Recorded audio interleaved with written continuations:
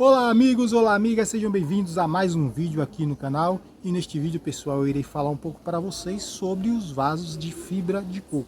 Os vasos fabricados com a fibra do coco, tá?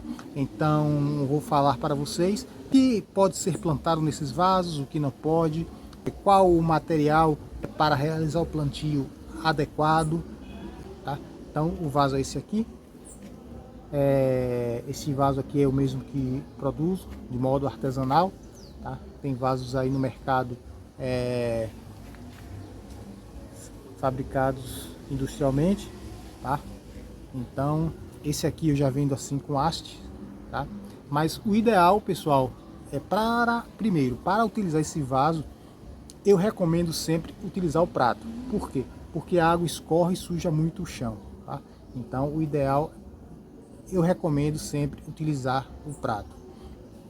Outra coisa é qual o substrato, o material que deve ser utilizado para realizar o plantio nesse vaso. O melhor material é o substrato, o mais leve possível, tá?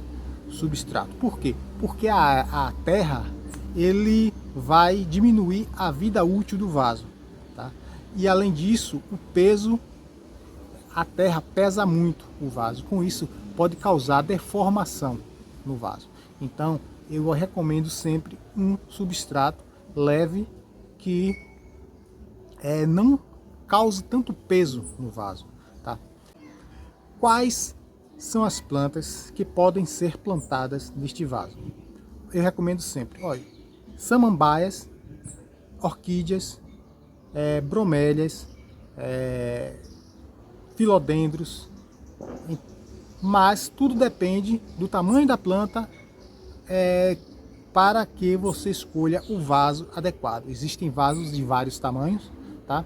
Por exemplo, você vai plantar uma Phalaenopsis. Uma Phalaenopsis você vai plantar em um vaso menor que esse, tá? Por quê? Porque a Phalaenopsis ela não necessita de tanto espaço para o seu desenvolvimento e é até ruim para ela, né? Então, a planta, a espécie de planta é que vai definir o tamanho do vaso que você irá utilizar, ok?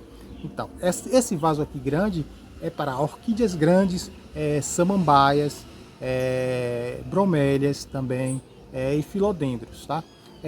Quais plantas você não recomenda aqui? Por exemplo, espécies de samambaia que eu não recomendo para esse plantio. O alfinete. Por quê? Porque vai diminuir a vida útil desse vaso.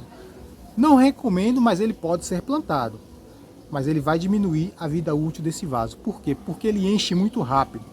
Como ele enche muito rápido, os bulbos dele vão entrar dentro da fibra de coco e você vai perder o vaso. Se você for fazer um replantio, você vai perder o vaso. Então, por isso que eu não recomendo o alfinete, mas pode ser plantado. Outras espécies pendentes que eu não recomendo para o plantio nesse vaso são as peperômias. Por quê?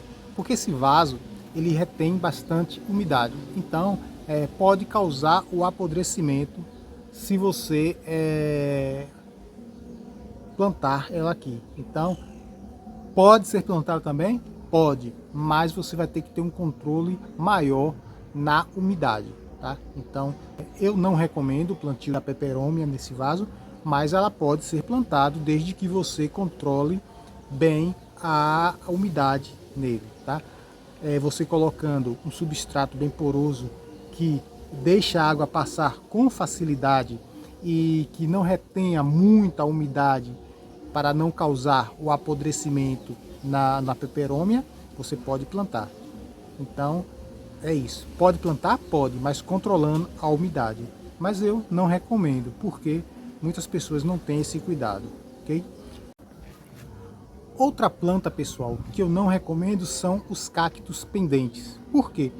Justamente por isso, por causa da umidade. Eu não recomendo, mas pode ser plantado também se você fizer o controle da umidade, tá? Os cactos pendentes, todos os cactos em si não gostam de muita umidade, então se você plantar e deixar muito úmido, pode causar o apodrecimento e você pode perder a planta. tá? Então não recomendo, mas pode ser plantado o cacto pendente, ok? As jiboias podem ser plantadas? Podem também ser plantadas, tá? A jiboia é uma planta que gosta de bastante umidade, então pode ser plantada. Então, lembrando, pessoal, a fibra de coco, ela não tem nutrientes algum. Então, você tem sempre que fazer uma boa adubação para o bom desenvolvimento de sua planta. Então é isso aí, pessoal, mais um vídeo aqui no canal. Muito obrigado, por favor, compartilhe esse vídeo com seus amigos, se inscrevam no canal e até o próximo vídeo. Muito obrigado.